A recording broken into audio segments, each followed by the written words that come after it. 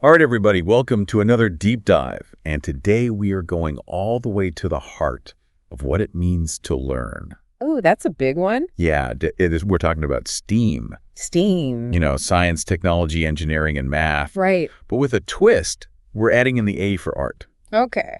Now, I know what you might be thinking, mixing paintbrushes with equations. What's that all about? Right. But hold on, because it's a lot more exciting than it sounds. Trust me.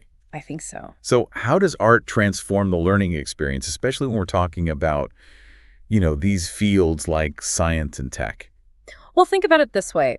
For decades, organizations were modeled after machines, all about efficiency and predictable outcomes, right? Yeah, like an assembly line. Exactly. Then came the knowledge era, and then information became the key driver. Okay. But now we're in the age of empathy. Empathy. Yeah, organizations are realizing that to truly connect with people, they need to create meaningful experiences. It's about fostering genuine engagement, allowing individuals to find their own purpose within the larger system.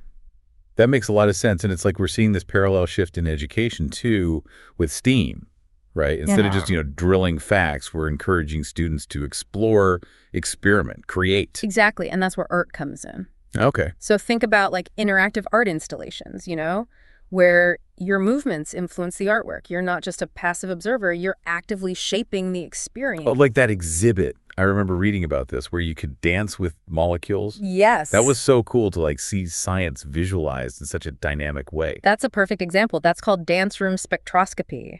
And it beautifully illustrates the power of interactive art to make learning both engaging and thought-provoking. Yeah. Then there's also participatory art, where you're actually contributing to the creation of the artwork itself. Interesting. It's about blurring the lines between artist and audience, making everyone a collaborator in the creative process. So it's like a collective journey of discovery where everyone is contributing to the final outcome. Precisely. And then we have dialogic art, which takes it even deeper. Deeper. Yeah. Here, the artwork evolves through conversations and interactions between participants. Wow. So it's about asking questions, challenging assumptions, and ultimately arriving at a deeper understanding of both the art and yourself. That's fascinating. It sounds like dialogic art is almost like a form of active reflection, where the artwork becomes a catalyst for self-discovery and shared understanding. You're right on the mark, and all these forms of art are at the heart of what makes STEAM so powerful. They provide a platform for students to engage with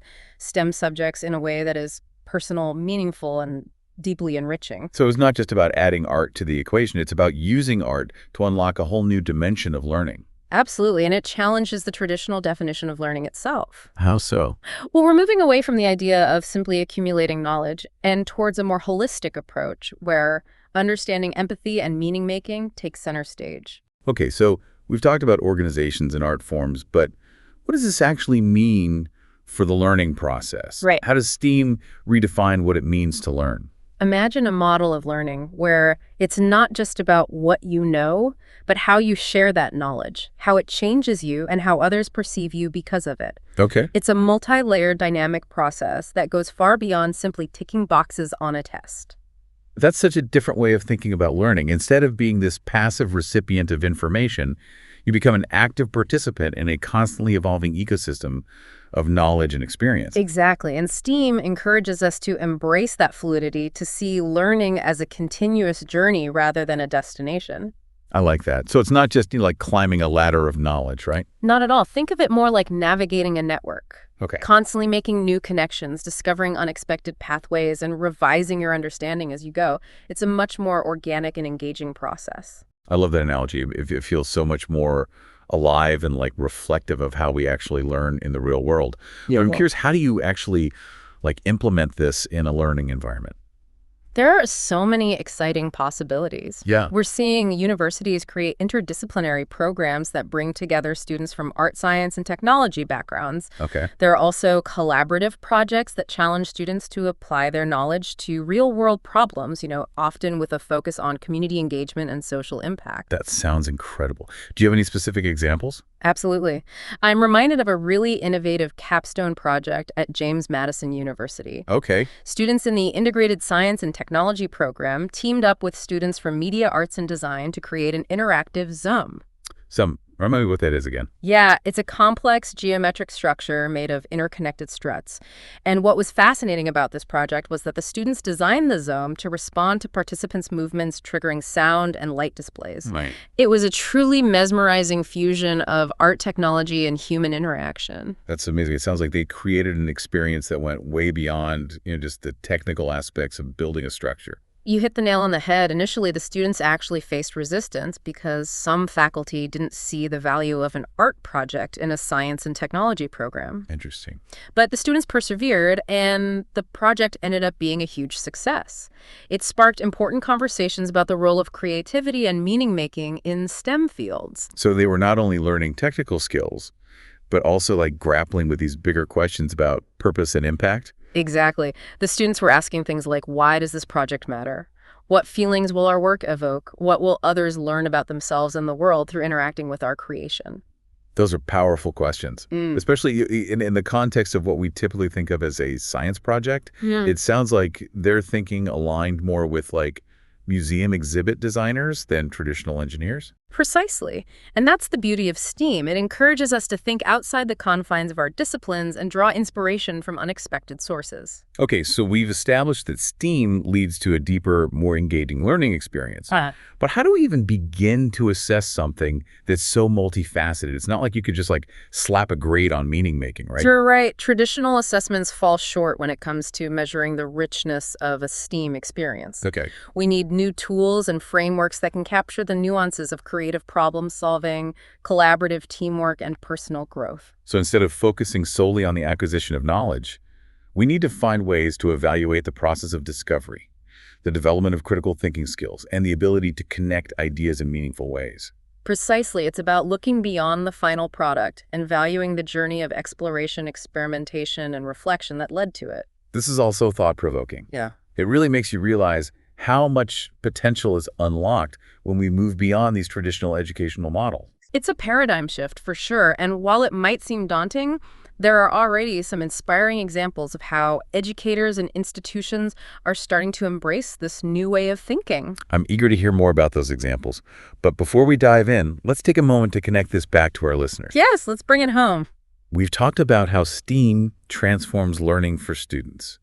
But how can these principles be applied to our everyday lives, even if we're not in a formal educational setting? That's a fantastic question, and it's one we should all be asking ourselves. How can we cultivate that spirit of curiosity, creativity, and lifelong learning in our own lives? Yeah, it feels like we're talking about like a whole mindset here, You're absolutely right. not just a set of skills. It's about embracing a spirit of inquiry, being open to new experiences, and connecting seemingly disparate ideas, and we can all benefit from that, regardless of our profession or background. So how can we like practically weave STEAM into our daily lives? You got any suggestions for our listeners? Absolutely. Start by simply noticing the world around you with a fresh perspective. Pay attention to the design of everyday objects, the way light interacts with different surfaces, the patterns in nature. Okay. Ask yourself questions about how things work and why they are the way they are.